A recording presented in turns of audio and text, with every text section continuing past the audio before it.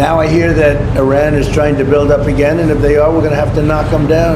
সম্প্রতি এক হাতে তুড়ি বাজাচ্ছিল ইসরায়েল, অর্থাৎ ইরানে আবারও হামলা করতে উদ্গ্রীব ইসরায়েলের প্রধানমন্ত্রী বেনিয়ামিন নেতানিয়াহু নেতৃত্বাধীন সরকার। এবার আরেক হাত যুক্ত হওয়ায় তালি বেজে উঠল। আরেক হাত যুক্তরাষ্ট্রের প্রেসিডেন্ট ডোনাল্ড ট্রাম্পের।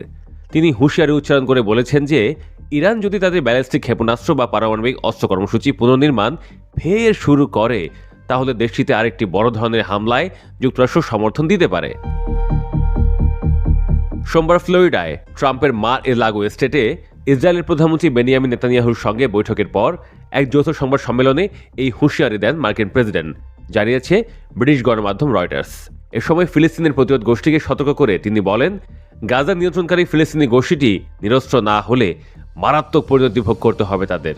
ট্রাম্প ধারণা প্রকাশ করে বলেন যে জুনে যুক্তরাষ্ট্র ব্যাপক আঘাত হানার পর তেহরান সম্ভবত তাদের অস্ত্র কর্মসূচি পুনরুদ্ধার করতে কাজ করছে। ট্রাম্প বলেন, আমি পড়েছি যে তারা অস্ত্র ও অন্যান্য জিনিসগুলো তৈরি করছে, আর যদি তা হয় তাহলে আমরা যেসব স্থাপনা ধ্বংস করে দিয়েছি সেগুলো ব্যবহার করছে না তারা, সম্ভবত ভিন্ন কোনো স্থাপনা। আমরা ঠিক জানি তারা কোথায় যাচ্ছে, তারা কি করছে। আমি আশা করব তারা এটা করবে না, কারণ আমরা একটি B2 এর পেছনে জ্বালানি অপচয় করতে চাই না।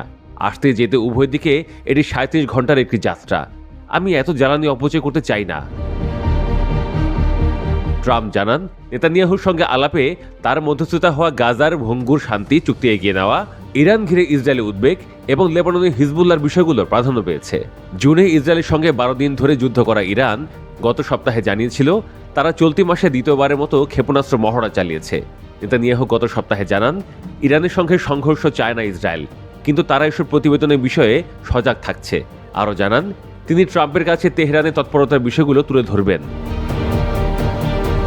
ট্রাম্প ও নেতানিয়াহুর এই বৈঠকে গাজায় ট্রাম্পের মধ্যস্থতায় যুদ্ধবিরতি চুক্তি এগিয়ে নেওয়ার পাশাপাশি ইরান এবং লেবাননে হিজবুল্লাহ সম্পর্কে ইসরায়েলের উদ্বেগের সমাধান নিয়েও আলোচনা করা হয়।